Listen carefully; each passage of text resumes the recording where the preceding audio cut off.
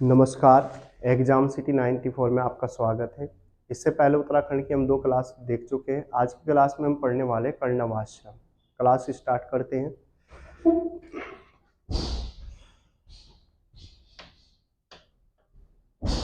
हमारा जो टॉपिक चल रहा था गढ़वाल क्षेत्र चल रहा था। हम इससे पहले पढ़ चुके थे। गढ़वाल क्षेत्र के बारे में हम बात कर रहे थे। गढ़वाल क्षेत्र को केदारखंड के नाम से भी जाना गया। आज देखेंगे इस गढ़वाल क्षेत्र में हम देखेंगे 2 विद्यापीठ थे। गढ़वाल क्षेत्र में 2 विद्यापीठ कहे जाते हैं। एक का नाम था बद्रिकाश्रम और दूसरे का नाम था कर्णवाश्रम। अगर पूछ लिया जाए उत्तर गढ़वाल क्षेत्र में कितने विद्यापीठ थे तो हम कहेंगे 2 विद्यापीठ थे। एक का नाम था बद्रिकाश्रम और दूसरे का नाम है कर्णवाश्रम। सबसे पहली बात करेंगे कर्णवाश्रम। कर्णवाश्रम पहला क्वेश्चन तो यही पूछा जाता है, कर्णवाश्रम किस जनपद में है। कई बार एग्जाम में पूछा गया कर्णवाश्रम किस जनपद में, तो कर्णवाश्रम कहाँ से हो जाता है, पौड़ी में। अगर कर्णवाश्रम में एक राजा हुए दुष्यंत और एक अगर बात करें दुष्यंत और एक लड़की की बात करें जिनका नाम क्या था, शकुंतला, तो ध्यान रखेंगे कर्णवाश्रम में राजा दुष्यंत और शकुंतला का प्रेम प्रसंग हुआ था। ये राजा दुष्यंत कहाँ के राजा थे तो ध्यान रखेंगे हस्तिनापुर। ये कहाँ के राजा थे, हस्तिनापुर। अगर शकुंतला की बात करें, शकुंतला यानी एक अप्सरा हुई जिनका नाम क्या था, मेनका। मेनका और साथ में विश्वामित्र की क्या कही जाती है, पुत्री कही जाती है। तो यहाँ से क्वेश्चन ये पूछा जाता है कि बताएं कर्णवाश्रम कहाँ से हो गया, पौड़ी में हो गया। अगर कर्णवाश्रम पौड़ी में तो यहाँ पे किसका प्रेम प्रसंग हुआ, राजा दुष्यंत और साथ में शकुंतला का प्रेम प्रसंग कहाँ हुआ था, कर्णवाश्रम। कहाँ से हुआ था, कर्णवाश्रम। अगर ये राजा दुष्यंत कहाँ के राजा हुए तो हम कहेंगे हस्तिनापुर, लेकिन अप्सरा जो मेनका हुई और विश्वामित्र हुए उनकी लड़की का नाम क्या था, शकुंतला। तो ध्यान रखेंगे अगर कर्णवाश्रम कहा तो पौड़ी में है। किसका प्रेम प्रसंग यहाँ पे हुआ था, शकुंतला और साथ में हम कहेंगे राजा दुष्यंत। और एक क्वेश्चन ये भी पूछा जाता है कि कर्णवाश्रम किस नदी के तट पर था। कर्णवाश्रम किस नदी के तट पर था तो हम ध्यान रखेंगे मालिनी नदी के तट पर था। मालिनी नदी के तट पर था। इसके बाद बात करते हैं हम जो कर्णवाश्रम है, यहीं पर हम देखेंगे एक चक्रवर्ती सम्राट हुए जिनका नाम क्या था, भरत। भरत का जन्म भी कहाँ देखने को मिल जाता है, कर्णवा आश्रम में। और कर्णवा आश्रम में मिल जाता तो इन भरत के नाम पर ही हमारे देश का नाम क्या पड़ जाता है, भारत। क्या पड़ जाता है, भारत। कर्णवा आश्रम की अगर मैं बात करूं, कर्णवा आश्रम किस जनपद में देखने को मिलेगा, पौड़ी जनपद में। पहला क्वेश्चन। अगर कौन सी नदी के तट पर देखने को मिलेगा, मालिनी नदी के तट पर है। कर्णवा आश्रम किस नदी के तट पर हो जाता है तो मालिनी नदी के तट पर था। पहला क्वेश्चन। कर्णवाश्रम कहाँ से है तो हम कहेंगे भाई पौड़ी में। और कौन सी नदी होगी, मालिनी नदी। कौन सी है, मालिनी। अगर इसका वर्तमान नाम क्या है तो हम कहेंगे चौका घाट। इसे वर्तमान में कहते हैं हम चौका घाट। कर्णवाश्रम में ही हम देखेंगे एक महर्षि हुए जिनका नाम था कालिदास। कालिदास ने तपस्या की है। कालिदास ने यहाँ पर एक तपस्या भी की और यहाँ पे उन्होंने क्या किया, एक ग्रंथ लिखा जिसका नाम क्या था, अभिज्ञान शाकुंतलम। अभिज्ञान शाकुंतलम के लेखक कौन हो जाते हैं, कालिदास। और कालिदास ने अभिज्ञान शाकुंतलम की रचना कहाँ की है तो कर्णवाश्रम। और कर्णवाश्रम को किस नाम से पुकारा इन्होंने, किसले प्रदेश।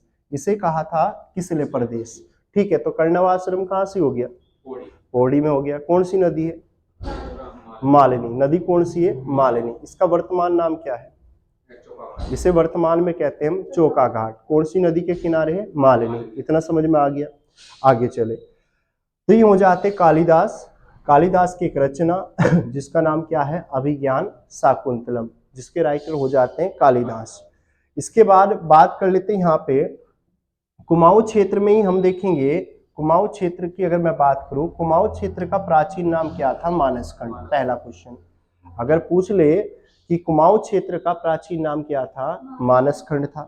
पौराणिक कथाओं के अनुसार बताया जाता है भगवान विष्णु ने चंपावत के कांतेश्वर पर्वत पर एक अवतार लिया जिसे कहा जाता कुर्मा। कुर्मा अर्थात हम कहते हैं कछपा अवतार लिया, कछुए का अवतार लिया। अब यहाँ पे क्वेश्चन ये पूछा जाता है, क्वेश्चन ये बनता है कि इन्होंने कुर्मा अवतार लिया क्यों। कुर्मा अवतार लेने का कारण क्या था? एक महर्षि हुए जिनका नाम क्या था? दुर्वासा। महर्षि का नाम क्या था? दुर्वासा। इन दुर्वासा ने क्या किया? देवता गणों को क्या दे दिया? श्राप दे दिया, जिससे क्या हो जाता है? देवता गणों की जो शक्ति है वो क्या हो जाती है? छीन हो जाती, चली जाती है। अब भाई देवता गणों की शक्ति क्यों छीन हुई? तो क्या हुआ? जो महर्षि दुर्वासा थे, इन्होंने यानी उपहार स्वरूप इंद्र को क्या दी? एक माला भेंट की। लेकिन क्या होता है, जो इंद्र हैं कुछ समय तक तो इन्होंने अपने पास रखी, लेकिन क्या कर दिया? कुछ समय बाद ही कहीं रखकर इन्हें भूल जाते हैं।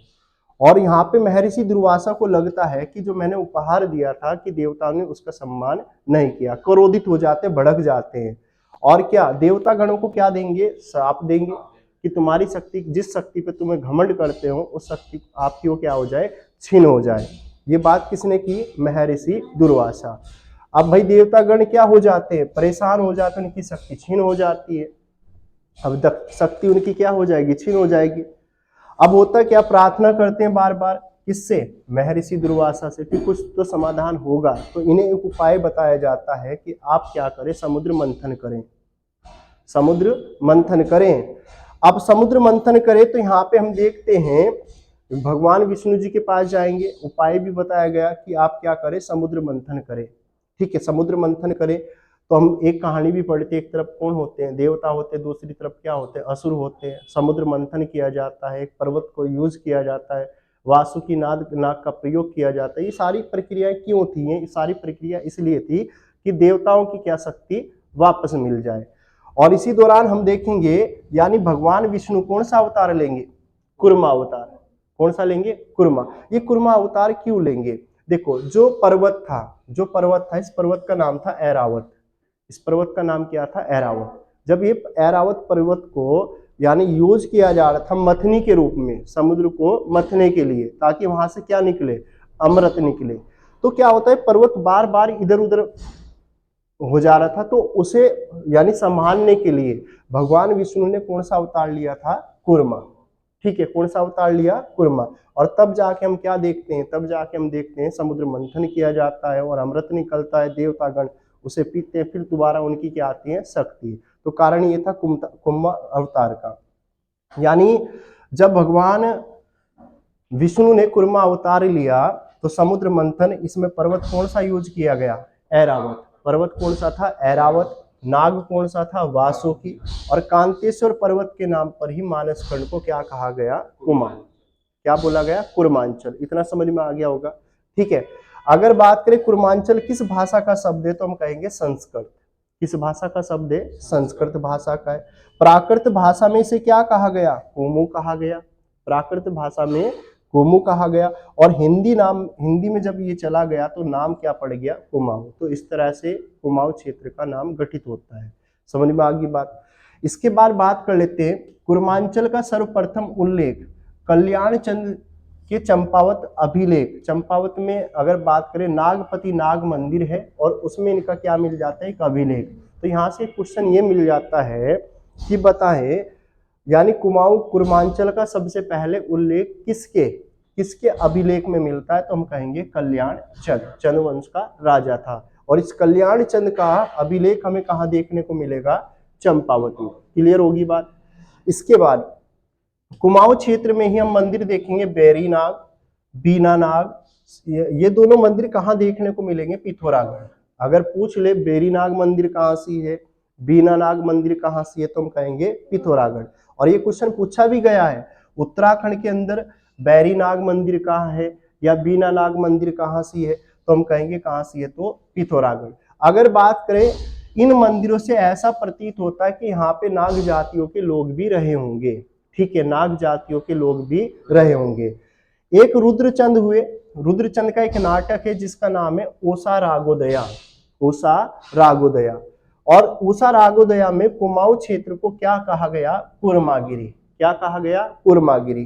कुमाऊं क्षेत्र में ही जाखन देवी का मंदिर देखने को मिलेगा।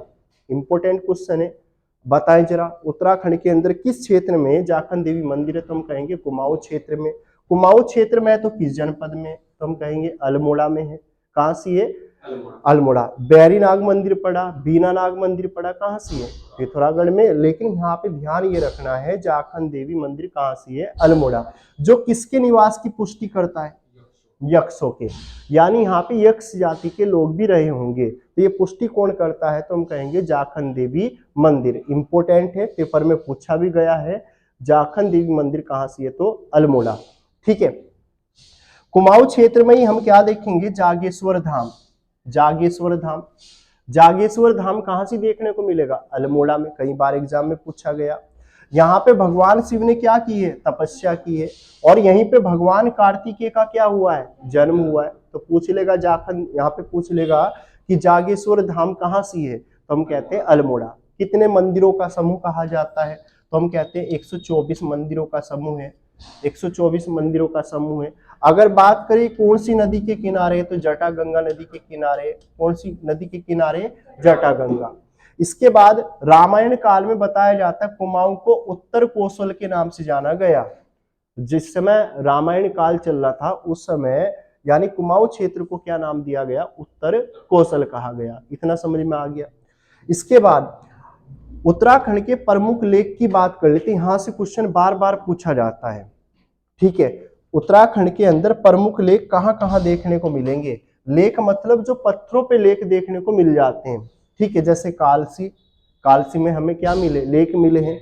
लाखा मंडल से मिले हैं, सिरोली से मिले हैं, माणा से मिले हैं। यहाँ से हमें क्या मिले? लेक मिले।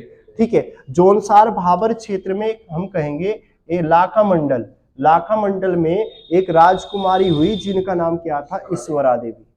पूछ लेगा हमसे कि बताएं राजकुमारी ईश्वरा देवी का अभिलेख हमें कहां से मिला है? तो हम कहेंगे लाखा मंडल। और लाखा मंडल कहां से? तो देहरादून। ठीक है। इसे लाखों मूर्तियों का भंडार भी कहा जाता है। किसे कहा जाता है? लाखा मंडल, क्योंकि यहाँ से लाखों क्या मिली है? मूर्तियां। इस कारण हम इसे क्या कहेंगे? लाखा मंडल, यानी लाखों मूर्तियों का भंडार गृह, यानी लाखों मूर्तियों का घर किसे कहा जाता है? तो हम कहेंगे लाखा मंडल। तो इंपोर्टेंट क्वेश्चन यहां से बनेगा कि राजकुमारी ईश्वरा देवी का अभिलेख कहाँ था? राजकुमारी ईश्वरा देवी का अभिलेख कहाँ था? तो हम कहेंगे लाखा मंडल। और कहाँ से है ये? देहरादून। इस अभिलेख के अनुसार बताया जाता है यमुना प्रदेश। यमुना प्रदेश जहां पर यमुना नदी बहती है, अर्थात देहरादून वाला एरिया।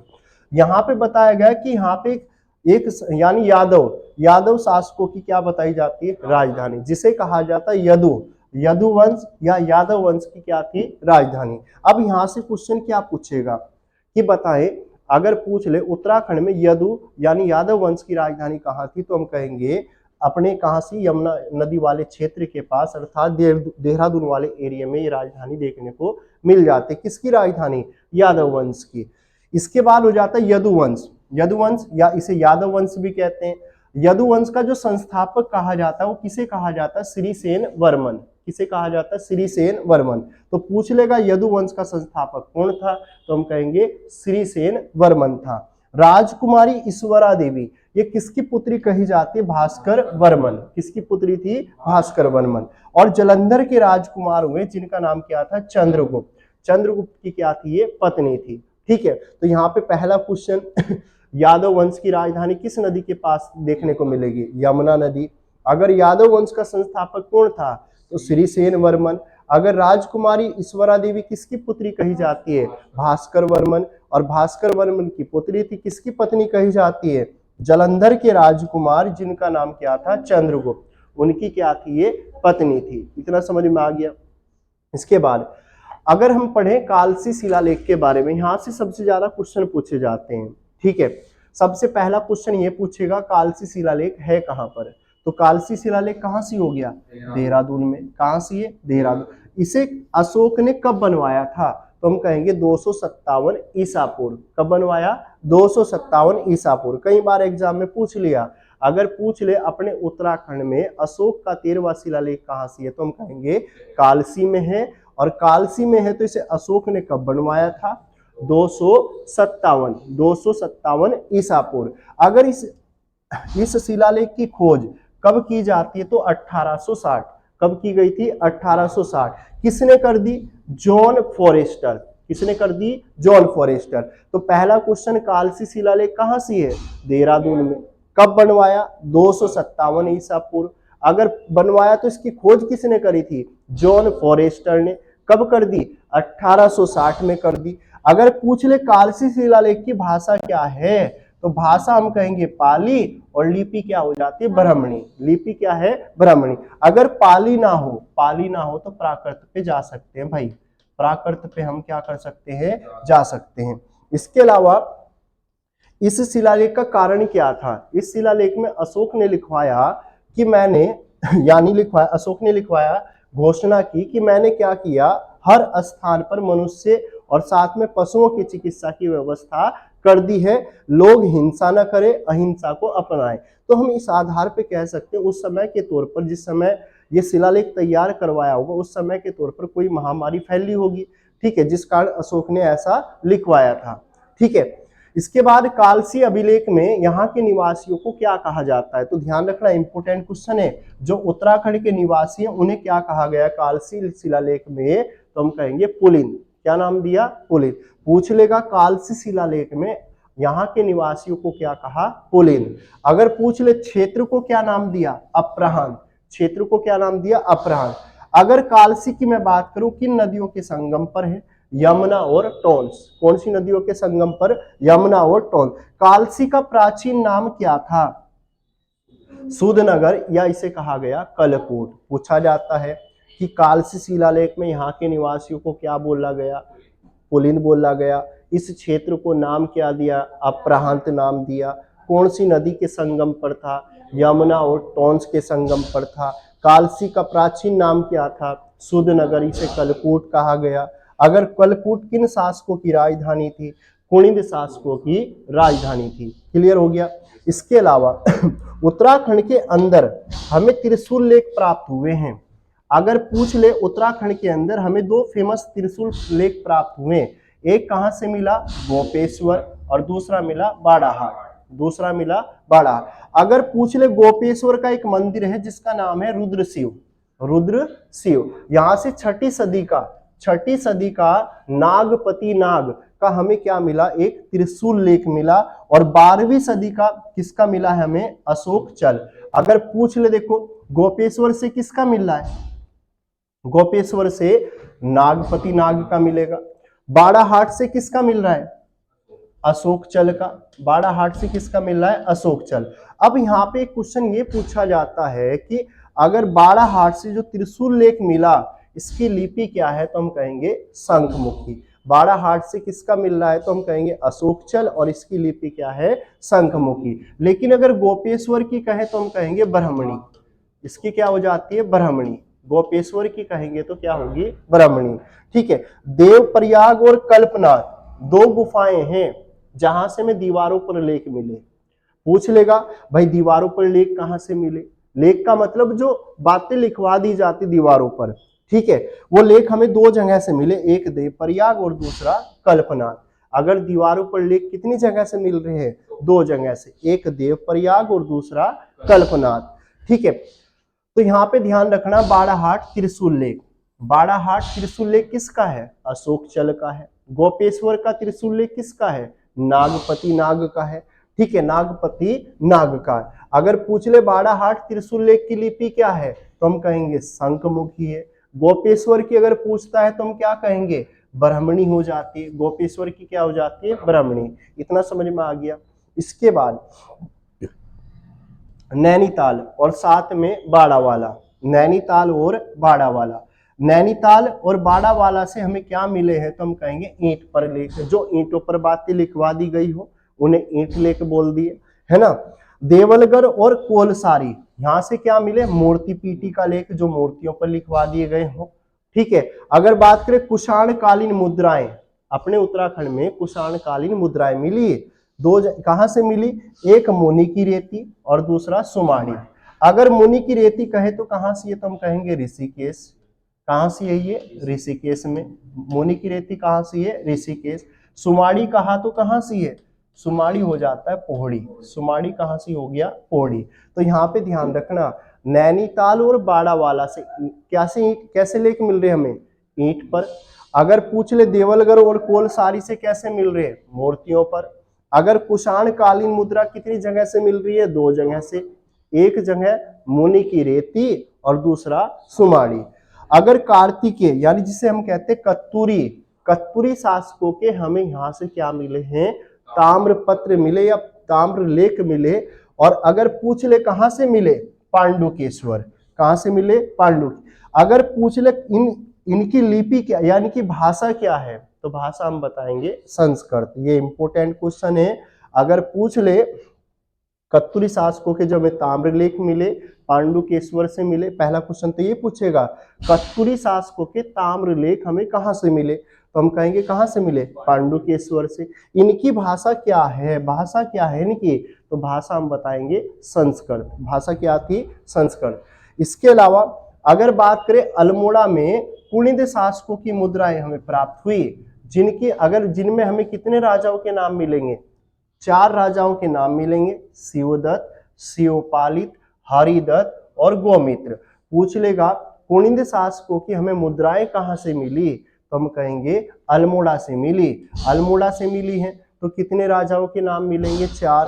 पहला कौन सा? शिवदत्त, दूसरा शिवपालित, तीसरा हरिदत्त, फिर गोमित्र। फिर कौन होगा? गोमित्र। इसके अलावा अगर इन मुद्राओं की खोज कब की जाती है, तो 1975। तो पूछ लेगा कुणिद शासकों की मुद्राएं हमें कहां से मिली? अल्मोड़ा से। कितने राजाओं के नाम मिले? 4। पहला कौन सा? शिवदत्त, फिर शिवपालित, फिर हरिदत्त, फिर गोमित्र। अगर इनकी खोज कब हो जाती है, तो 1975। उत्तराखंड में ही 3री सदी की मुद्रा लेख मिले हमें, 3री सदी के मुद्रा लेख मिले। और कहां से मिले हैं? मोरध्वज। कहां से मिले? मोरध्वज से। इसके अलावा उत्तराखंड में ही हम देखेंगे उत्तरकाशी में यमुना घाटी से हमें भैंसे मुख वाली यानी चतुर्मुख मानव आकृतियां मिली।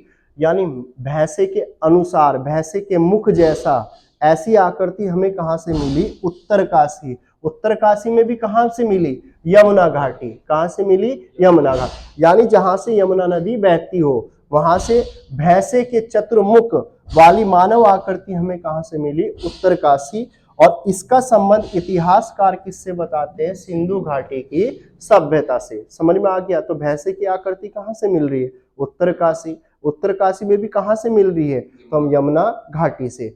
इतना क्लियर हो गया। अब इसके आ जाते हैं कुछ क्वेश्चन आंसर है। ठीक है, क्वेश्चन आंसर है इसके। पहला क्वेश्चन यहाँ पे है रिवीजन के लिए।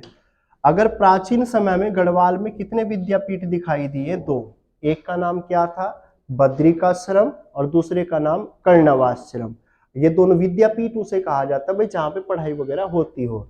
ठीक है, 2 विद्यापीठ कर्णवाश्रम और बद्रिकाश्रम। अगर कर्णवाश्रम किस जनपद में देखने को मिलेगा? पोहड़ी में।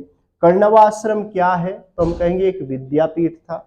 अगर यहाँ पर किसका प्रेम प्रसंग हुआ? राजा दुष्यंत और साथ में शकुंतला।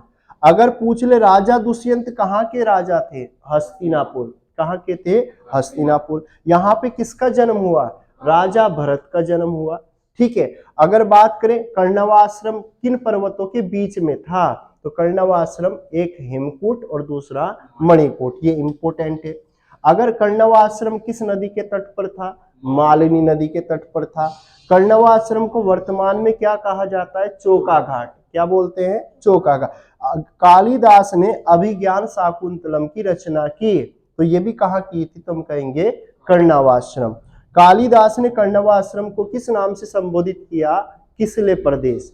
क्या कहा? किसले प्रदेश। इसके बाद कुमाऊं का प्राचीन नाम क्या था? तो कुमाऊं को प्राचीन समय में कहा गया मानसखंड या कुर्मांचल।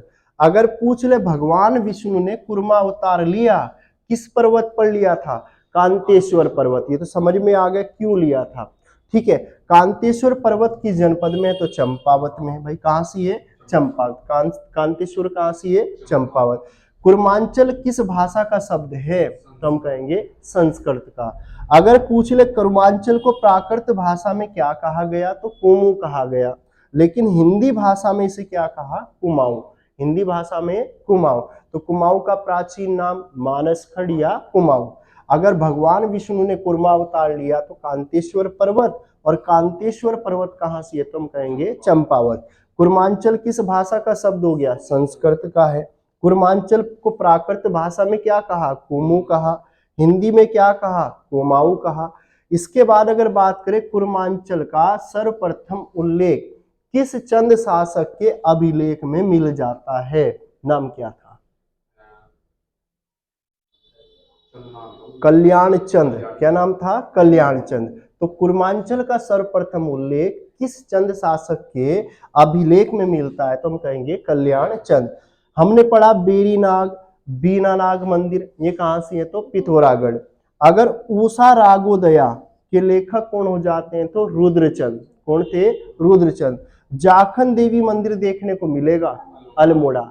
जाखन देवी किसके निवास की पुष्टि करता है, यक्षों के निवास की पुष्टि कौन सा मंदिर करता है, तो जाखन देवी। इसके अलावा जागेश्वर धाम पढ़ा हमने। जागेश्वर धाम कहां से है, तो हम कहेंगे अल्मोड़ा। जागेश्वर कहां से है, अल्मोड़ा। किसने यहाँ पे तपस्या की, भगवान शिव ने। जागेश्वर में किसने तपस्या की, भगवान शिव ने। अगर किसका जन्म हुआ यहाँ पे, भगवान कार्तिकेय का। अगर रामायण काल में कुमाऊं को क्या कहा गया, उत्तर कोसल। पूछ लेगा रामायण काल में कुमाऊं क्षेत्र को क्या कहा, उत्तर कोसल। राजकुमारी ईश्वरा देवी का अभिलेख पढ़ा हमने, कहां से था, लाखा मंडल। और लाखा मंडल कहां से है, तो देहरादून। लाखों मूर्तियों का भंडार ग्रह कहा जाता लाखा मंडल। किसकी पुत्री थी ये, भास्कर वर्मन। अगर किसकी पत्नी थी, तो चंद्रगुप्त। चंद्रगुप्त की पत्नी थी। यदुवंश के संस्थापक कौन थे, श्रीसेन वर्मन। कौन थे, श्रीसेन वर्मन। अगर कालसी अभिलेख की बात करें, कालसी शिलालेख की बात करें, तो कहां से रहा, देहरादून में रहा। इसका निर्माण किसने कराया, अशोक ने करवाया। कब कराया था, 257 ईसा पूर्व। अगर इसकी खोज किसने की, जॉन फॉरेस्टर। अगर कालसी शिलालेख की खोज किसने की, जॉन फॉरेस्टर। कब कर दी, 1860। कालसी शिलालेख की भाषा क्या है, तो पाली। क्या है, पाली। लिपि देखें तो लिपि क्या होगी, ब्राह्मणी। लिपि क्या है, ब्राह्मणी। इसके बाद कालसी शिलालेख में यहाँ के निवासियों को क्या बोला था, बताओ जरा। कालसी शिलालेख में यहाँ के निवासियों को किस नाम से संबोधित किया था, तो ध्यान रखना, पुलिंद। क्या कहा था, पुलिंद। कालसी शिलालेख में यहाँ के निवासियों को कहा था पुलिंद, और क्षेत्र को कहा था अपराहन। क्या कहा, अपराहन। अगर पूछ ले कालसी किन नदियों के संगम पर है, यमुना और टोंस। कालसी का प्राचीन नाम क्या था, सुधनगर, और यह हम कहेंगे कलकूट। और ये किन शासकों की राजधानी रही, कुनिंद। किसकी रही थी, कुनिंद। यानी कलकूट किसकी राजधानी थी, कुनिंद शासकों की। अगर उत्तराखंड से हमें कितने त्रिशूल लेख मिले, 2 त्रिशूल लेख मिले। कहां कहां से मिले, हम कहेंगे गोपेश्वर और दूसरा बाड़ाहाट। अगर गोपेश्वर से किसका त्रिशूल लेख मिला, नागपति नाग का। अगर पूछ ले कौन सी सदी का था ये, 6ठी सदी का था, और इसकी लिपि क्या थी, ब्राह्मणी। तो उत्तराखंड के अंदर कितने त्रिशूल लेख मिले हैं, तो 2। एक गोपेश्वर, दूसरा बाड़ाहाट। गोपेश्वर से किसका मिला, नागपति नाग का। किस सदी का है, 6ठी सदी का। लिपि क्या है इसकी, ब्राह्मणी। लेकिन अगर बात करें बाड़ाहाट से किसका मिला, अशोक चल। ये अशोक चल कहाँ का था, दुलू नेपाल। कहाँ का था, नेपाल का। किस सदी का मिला, 12वीं सदी का मिला। अगर बाड़ाहाट त्रिशूल लेख की लिपि जो कही जाती है वो क्या थी, शंखमुखी। लेकिन अगर अपने उत्तराखंड में दीवारों पर जो लेख मिले वो कहां से मिले, देवप्रयाग और कल्पनाथ। देवप्रयाग और कल्पनाथ। अगर ईंट पर लेख मिले, नैनीताल और बाड़ावाला। नैनीताल और बाड़ा। मूर्ति पर लेख मिले, देवलगढ़ और कोलसारी। देवलगढ़ और कोलसारी। क्लियर हुआ। इसके बाद अगर बात करें कुषाण कालीन मुद्राएं, अपने उत्तराखंड में कुषाण कालीन मुद्राएं मिली, 2 जगह से मिली। एक मुनि की रेती और दूसरा सुमाड़ी। मुनि की रेती बताओ कहां से है, हाँ ये कहां थी, ऋषिकेश। ये कहां थी, ऋषिकेश। अगर पूछ ले मुनि की रेती कहां थी, ऋषिकेश, और सुमाड़ी कहां था, पौड़ी। सुमाड़ी कहां देखने को मिलेगा, पौड़ी। ठीक है। कार्तिक के शासकों के ताम्रपत्र मिले हमें पांडुकेश्वर से। कहां से मिले, पांडुकेश्वर ताम्रपत्रों की भाषा क्या पढ़ी हमने? संस्कृत। अगर पूछ ले अल्मोड़ा से प्राप्त हमें 4 मुद्राएं में कितने राजाओं के नाम मिले? 4। 4 में पहला नाम शिवदत्त, शिवपालित, हरिदत्त और गोमित्र। अगर पूछ ले इन मुद्राओं की खोज किस वर्ष की जाती है? 1975। अल्मोड़ा से हमें जो मुद्राएं मिली हैं, इन मुद्राओं की खोज कब हुई थी? 1975 में। इसके बाद तो इसमें इतना ही था। अगर भाई क्लास अच्छी लगी हो तो क्लास को ज़्यादा से ज़्यादा शेयर करें, और बिल्कुल उत्तराखंड बिल्कुल जीरो से करा रहा हूँ, जीरो लेवल से एक एक क्लास कराऊंगा, और इसमें कोई चार्ज नहीं लूंगा मैं किसी को। अगर हाँ किसी को पीडीएफ चाहिए, इस पूरे टॉपिक की पीडीएफ भी दिखा रहा हूँ किस शेप में मिलती है। पीडीएफ हमारी कुछ इस शेप में मिलेगी, आप आराम से प्रिंट आउट आराम से निकलवा सकते हो एक बार में। तो पीडीएफ हमारी कुछ इस तरह से होगी, आप एक पेज पे पूरा डाटा ले सकते हो, कुछ इस तरह की पीडीएफ होंगी हमारी। ठीक है, अगर आप इन पीडीएफ को लेना चाहते हो आप हमारे कॉन्टैक्ट नंबर पे भाई संपर्क कर सकते हैं। पूरा का पूरा डाटा मिलेगा, और जितना भी डाटा है इसमें, यानी पहला हमारा क्या होगा, पूरा का पूरा थ्योरेटिकल है। पूरा डाटा हमारा क्या होगा, थ्योरेटिकल, पूरी एक एक चीज लिखी होगी जो मैंने इसमें पढ़ाई है आपको। इसके बाद अगर इसमें लास्ट में हमने क्या लगा रखा है, पूरा इनका पूरा का पूरा जितने भी यहाँ पूरी डिटेल पढ़ाई, पूरी डिटेल का पूरा वन लाइनर में क्या है, क्वेश्चन आंसर इसमें डाल दिए गए हैं। अगर आपको ये पीडीएफ चाहिए तो हमारे कॉन्टैक्ट नंबर पे जरूर संपर्क करें, और एक बार क्लास को ज़्यादा से ज़्यादा शेयर करें, लाइक करें, कमेंट्स करें। अगर कहीं कमियां हैं तो उन कमियों को बताएं, उन्हें दूर करने की कोशिश करूंगा, प्रयास करूंगा। थैंक यू, धन्यवाद फॉर वॉचिंग।